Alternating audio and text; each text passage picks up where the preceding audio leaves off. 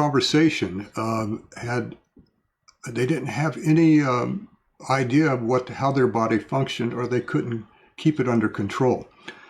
A lot of times we would have teachers teach for me, and they'd come in my office to say, Mr. Tatum, I'm having a lot of trouble teaching this kid. And somebody said he's autistic. Well, they didn't even know, most people didn't know what the word meant, okay? Not from a novice position. Autistic kids it's a unique individual. People think that they don't understand what's going on in the world about them. But in reality, they do, but they have a different way of monitoring and reacting to the world about them, okay? One of the things that we did that helped them so much, and why we started to get so many autistic children, was that when we put them in a horse stance, they had to stand in that stance, they had to stand still, okay? And as a lot of you guys know that teach the art, you get spinners. That means you get kids that you put them on the mats and suddenly you're trying to explain a lesson to them and they just start twisting in place. They're called spinners. Well, what's going on in their mind is actually doing that. The body follows the mind, okay? And they can't control their thoughts. And you're trying to teach them something, but the child can't even control his own thoughts. If you put them in a horse stance, if the mind starts to wander like that, they can't do it. So that helps. And another thing, when an autistic child is being taught, he has one major problem, among others, is that his center line, if he needs to grab something like this pin over here, and it's on his left side, he can't reach past his center line to pick it up. He has to turn his body and face it to pick it up. Okay, that's something that we found out, and then we realized that autistic kids were physically getting better because from a horse stance, if you did an inward block, you had to cross your center line. You had to stand still, so the brain had to allow this to take place on both sides of the body. Okay, and over a period of time, the kid was being able to understand that he had a center line. The brain, the functioning of the brain is what we call normal people, which is a hard word to use, but for lack of a better word, we realized that that was, that's innate in all of us, but not with autistic kids. So not only did they travel across that center line, but they had to travel up the center line and above their heads. Okay, and you say, well, what does this do for them? Well, simple things like playing baseball at school or being included in team sports, when these kids could reach up their center line and put their hand up to protect themselves in Kenpo, that's no more than catching a what? Catching a ball. Okay. And so forth. They would have to drop below their body, their waistline, move across that center line, and so forth. So that was starting to coordinate them where the brain was not functioning in that manner. It's a funny thing about the brain, when you start to coordinate the body, it will start increasing the size of the synapse, and they will start to interact with each other as they should, okay, when you're born. Another telltale sign with the autistic children is that when they came into school, they can't heel-toe walk to where they want to go. And you can watch them when they come in, they walk forward on their toes or on the balls of their feet. And that is one of the very first signs that that child has a problem. Now, the reason that they do that is because the mind won't allow them to coordinate a heel-toe step. So if they want to get to one point from A to B, they have to lean forward and fall. And instead of falling, they catch themselves with a step. But all of this is done as they're going on their toes. So if you guys that you teach, if you haven't seen that, start looking for that. That's another telltale sign. Now, what happens when you put them in a horse stance or put them in a neutral fighting stance and you teach them how to do sliding step throughs, is that the heel, the center of the foot, and the balls of the foot and the toes actually make contact for the first time, okay? In that they feel this, the brain feels this. And over a period of time, they'll be able to slide without losing their balance. And what happens is little by little, they come walking in your studio heel toe. It doesn't happen overnight. Okay, it doesn't happen overnight. But it does take place. And also, found out with teaching autistic kids is that when they come into your studio, we found out if you walked by one of them as he was coming and said, "Hey man, how you doing?" They can't react to that because you've given them so many words that mean by themselves individual things. Hey man, okay, how are you doing? Well, it doesn't make sense at the onslaught of teaching these kids because they're trying to figure out all of those words. Okay, now to you and me, we say, man, how's it going? It's a slang of saying hello. We found out that teaching autistic kids, when they come in and they walk past you, you say hello. That's one word to deal with, and they can function. And what they will do, they'll turn and they'll go, hello. All right? The slang does not work for them. Okay, so again, how you address them is very important. Now, one of the most important things is don't teach an autistic child in front of a mirror because he or she looks at that mirror and you think it's a reflection, okay? They may not even think of it as a reflection, all right? And when you ask them to do a move, all right, what they're seeing in the mirror is the move sometimes coming back. To them, it's logic in their mind that this is a reversal looking in the mirror. And so I taught one kid how to punch, and he was looking at the mirror, and I said, okay, you try it. And this was years ago. And he brought his arm up and pulled it back because that's what he saw. Okay? They don't see the mirror image the same way we do. So what I do is I realized that I turned him to the wall and he would follow me. Now, I didn't teach in front of him because I didn't want to be a mirror image again. All right, so what I did is I'd find a side that he was comfortable with that I could kneel on or stand on that he could adjust to, okay?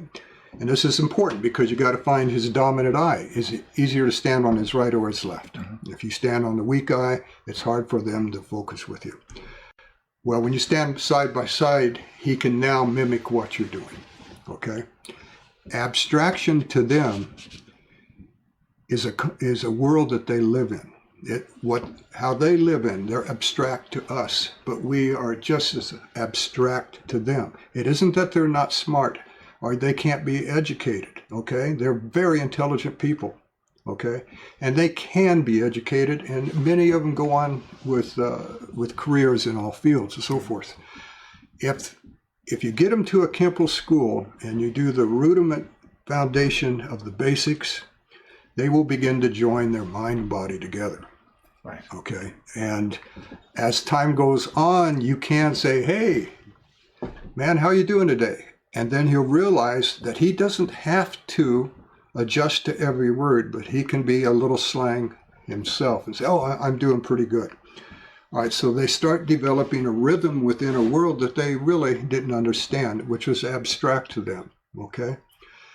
And you've got to sit down with an autistic child and ask them what and why are they here?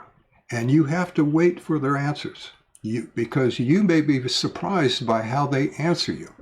Whereas most kids say, well, my parents want me to learn self-defense, or I'm getting bullied at school, or so forth. They may give you an answer, this is Kenpo. That's why I'm here.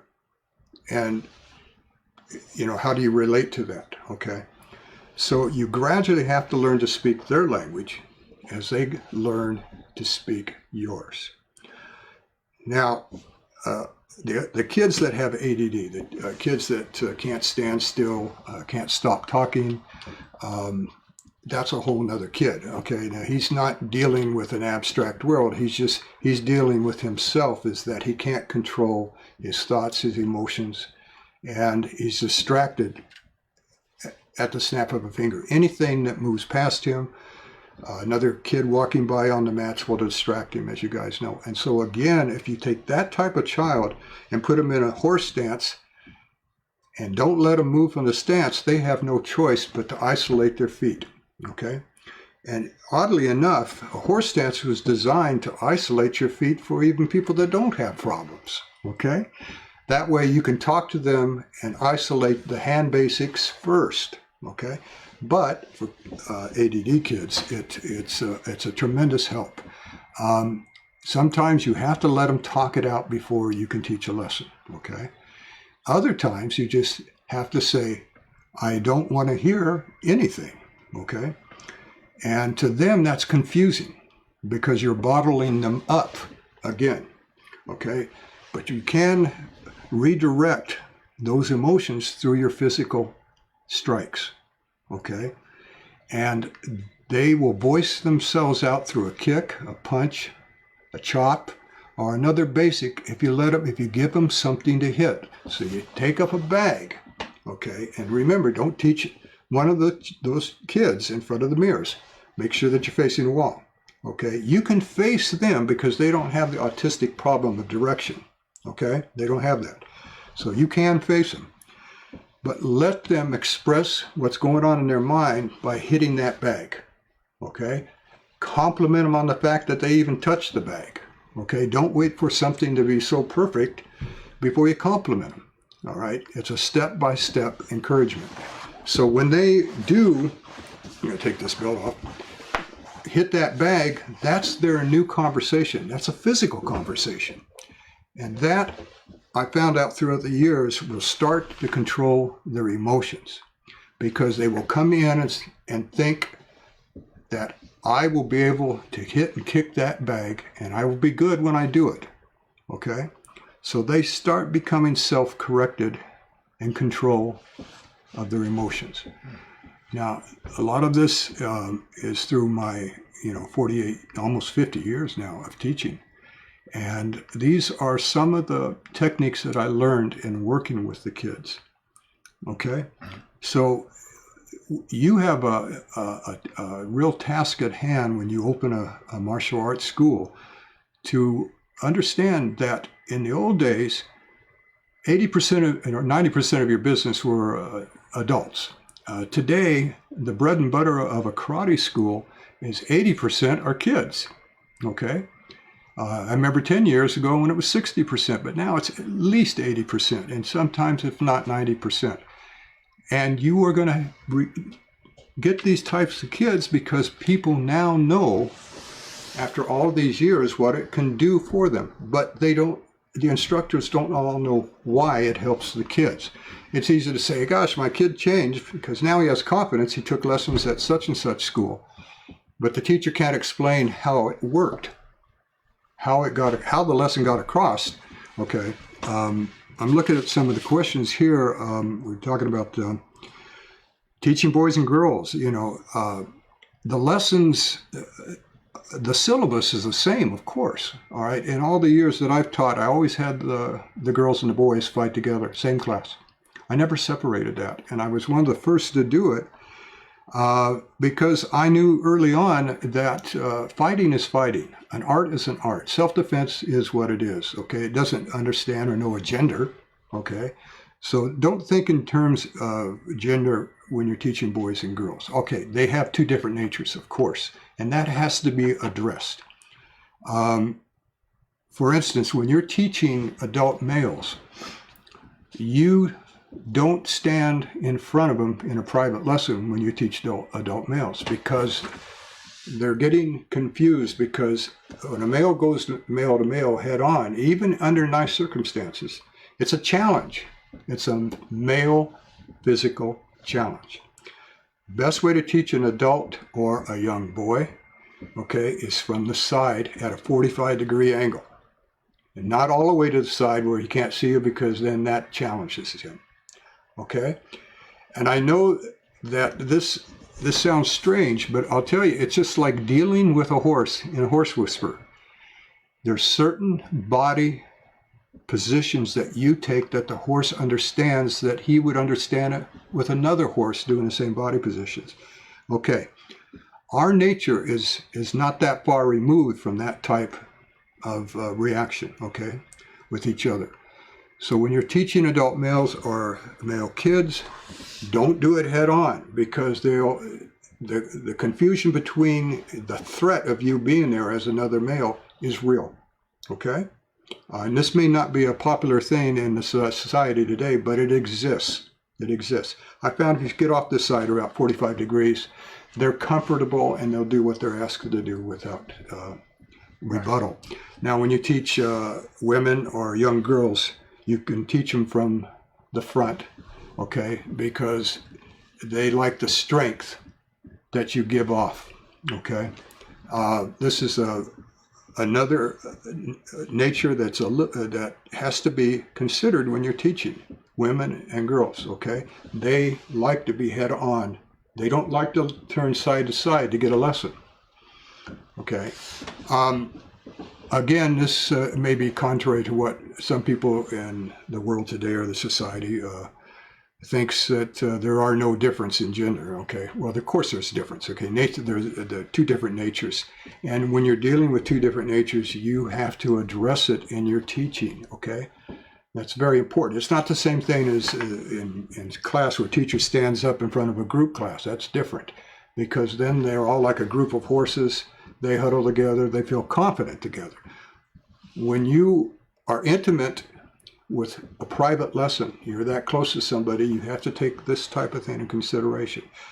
Throughout the years, this is the results of my teaching that I'm trying to pass on. You mentioned earlier about teaching with regards to beyond their needs with children. Can you talk a little bit about you see, when kids come in, I generally ask the kids and the parents, but I ask them separately. First, what I do, I'll ask the parents with the kid in the office, what brought you in here? What are your reasons for coming in to take lessons? Okay?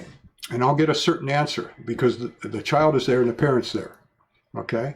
And then after they enroll, I'll take the parent to the side and say, what are the real reasons that he's here? Okay? And then I'll get a more clear answer, that he has problems at school, or he has anger issues and this type of thing, okay? Generally, they won't say he or she has anger issues in front of them. So and then when I get the kids on the mats, I'll ask them, why are you here? And I'll get a third answer, okay? And it may be the opposite of the first two, okay? If it's the opposite of the first two, and I know the mother or the father was telling the truth, I'll know that the kid does have problems. He doesn't want to address it. Got it? Okay? So when you have kids come in with behavioral problems, you never truly know until you ask those three questions. Okay? You need three perspectives, just like you need three perspectives in a fight. You, the attacker, and the bystander watching. We know that in Kenpo, right? You need those three perspectives in understanding who in the world are you teaching. Okay? Now, when you teach basics to kids, especially with behavioral problems, don't teach them an eye thrust on the first lesson. Okay? Number one, it's going to scare the mother watching. Okay, she's going to think, oh my gosh, my kid's going to go home or go to school and poke somebody in the eye with a finger thrust. Also, that type of lesson comes later on, when you have the confidence from the kid and the family to address an issue where a finger thrust to the eye or a chop to the throat would be recommended because of a life or death situation. But you don't go to a life or death situation in the first lesson. You allow them to feel their own strength, their power, the confidence in themselves, okay, in the very beginning. And you gradually work up to techniques that are more severe. You don't teach the severity head on, okay? Bowing on the mats, saluting instructors instills these rituals and formalities are particularly important for kids because they instill behavioral etiquette in the school, okay? When a kid bows before he enters the mat, as I've said before, he severs himself from who or what he was a moment ago, and now he's with the teacher or he's with the class. And it also, when he bows to the school, he's giving respect to the place that he is now learning. He just doesn't walk into a classroom like he does at school and find a chair and sit down, okay, and look at his iPhone or whatever. He stops. He knows this is a special place of entry. All right. Now, when he has to salute a teacher, this is important because the teacher has to salute back. So, like I said before, it's reciprocal. The respect is given. And so the child learns that although he's learning how to fight, that he doesn't have to hide his true nature from his teacher or his fellow students, because they all give the same respect to each other. And what you're trying to do with kids is to understand their individual nature along with the nature of whether they're a guy or a girl. Okay, that's two different natures. Okay, and then the third one is that their own nature. What is their belief system? Don't assume that their belief system is that of their parents just because they're in the same family. Okay, so all of this, I know this is a lot, but you have to speak, as I said before, this Kenpo language. Okay, and as the kids go along and they get better, make sure that they don't, their head doesn't swell up where it's no longer confidence, but it's ego, okay? Because you don't want to feed that, okay? And you always want to remind them that it's better, of course, to walk away from the fight. And if a kid says, well, I'll be humiliated at school, they'll think I'm chicken if I walk away. So that's fine, but understand that when you walk away, don't be afraid because you're walking away, but be afraid that had you stayed, you could have hurt that other kid. And I said, now, isn't that a good feeling? He goes, yeah, I'd like to have that feeling. Okay. All right. That separates the ego from walking away. All right. You just took that ego away from them. You've instilled confidence, and you gave them back their pride in that lesson, telling them you're walking away from that guy because you know you could have hurt him. Oh, yeah, Mr. Tatum, you're right. Yeah. Okay. And then he goes home and he feels good about that. So you're not just layering on lesson after lesson of aggressive behavior. That's not why they're there. Okay. Any other questions that you? I think we're actually coming up to the end of the time right now for this podcast. Perhaps one quick other one with regards to fears for children fears that children may have coming to a karate school. Well, as I said earlier, some kids, they come in because they can't wait to get in there to learn how to fight so that they can, kick somebody's ass, okay? Or you get bullies, too, when they come in there and they can't wait to come in. So when I would get bullies, I would turn them into teachers because they want to tell everybody what to do. Okay, they want that position, but they don't know how to take a position of authority without being a bully. So fine, take a bully, turn him into a teacher, turn him into a teacher's aide, turn him into a helper. Little by little, he understands who and what he is and why you chose him to help. Okay, other kids, when they come in, and don't be afraid to teach a fearful child with his parents sitting right next to you. I said that in the other podcast. Build confidence through the parents, through the kids, and back to yourself. Build that triad. Then little by little, just ask the parents, please step off to the side, which they'll be happy to, okay, because they know that. All right. Don't be a hermit with teaching children, all right? And again, talk across to them. Don't talk down to them. Find out the lingo that they use in school and use it, okay?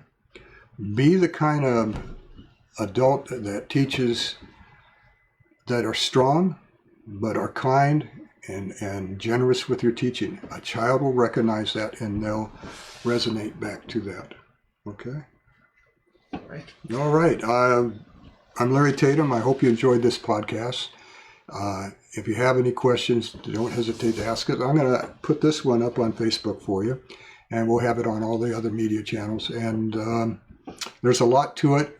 And if you want me to do another podcast on this subject, just feed me the questions that I may have overlooked, and I'd be happy to answer it for you. Also, don't forget, you guys want to have the whole system in your hand on your iPhone or your Android, just go there into the Play Store and look up Larry Tatum Kenpo app, and you'll see it right there. Sign up for it, and you have every technique, every form, every basic that I teach personally right at your fingertips, you guys. All right, and it's a big help. Okay, take care.